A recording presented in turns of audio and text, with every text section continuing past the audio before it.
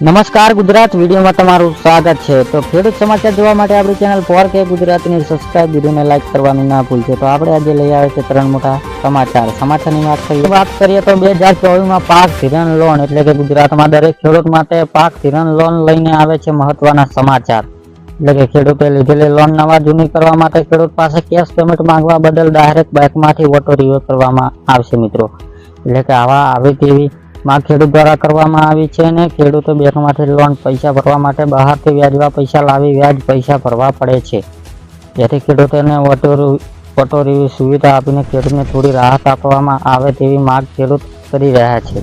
સમાચારની વાત કરીએ તો પાક વીમો મોટા સમાચાર સામે આવ્યા છે મિત્રો। ખેડૂતો માટે સૌથી મોટા સમાચાર આવી ગયા છે। તો હવે ફરીવાર પાકનો વીમો લઈને વિવાદ સામે આવ્યો છે। 2016 થી લઈને 2020 સુધી એમ 4 વર્ષ ખેડૂત પાક વીમા ના પૈસા નથી મળ્યા, ત્યારે હવે પાલાભાઈ અંબાલીએ અને ખેડૂતો આગેવાન જાગૃત બન્યા છે અને આ તમામ લોકો ભેગા થઈને જૂનાગઢ જિલ્લા નાયબ ખેતી નિયામ સાથે જોરદાર રજૂઆત કરી રહ્યા છે મિત્રો।